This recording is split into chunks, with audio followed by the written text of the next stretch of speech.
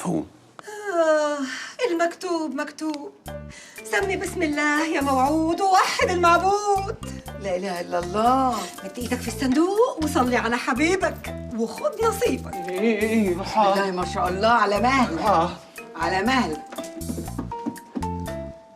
يا دي نهار اسود، الصندوق ما فيهوش حاجه. ما فيهوش حاجه؟ ايوه، الفلوس بتاعتي راحت فين؟ للموعودين بس، للموعودين.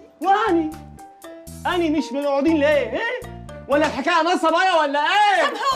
سامحوه يا سيادي، ما يقصدش ما يقصدش. نصبايا ده ايه يا راجل يا مخف انت؟ اقعد. ما انت فتحت الصندوق لا قلت بسم الله الرحمن الرحيم ولا صليت على حضرة النبي، راحت الفلوس يا موكوس. ماني معذور غصب عني، لا صليت ولا سميت لاني شارب خمره. اسفخس عليك راجل واطي يا ابو دين نجس، جاي لناس محترمين زينا وشارب خمره يا زنديق. وملك مملكة الجن الأزرق بيكره الخمرة، بيحشش. يا اختي على نحس امك الدكر، شارب خمره وطلع ما بيحبش الخمره، يعني ملوش في الميه، هوائي هوا.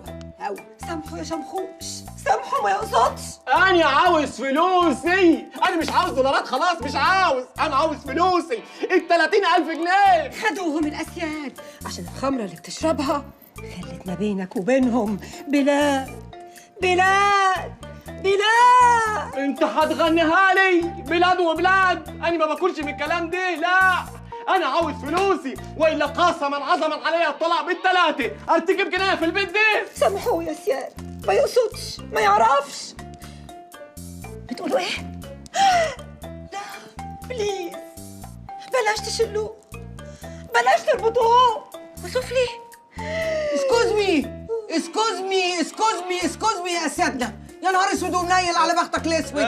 هيشلوك ويربطوك وسيلفي. طب هتتعالج من الشلل. طب والسيلفي هتعمل فيه ايه؟ لا هتفضل موكوس طول عمرك. لا ربطي لا. خليك قاعد بقى لما تتربط. لا خليك قاعد. لا، بقول لك خلاص، لما يربطوك. ربطي لا. بقول لك أنا ما تربطش لا. سامحها يا ست الشيخ. تعالى. لا فخس عليك يا ابن الموكوسه. أحبك يا دودو.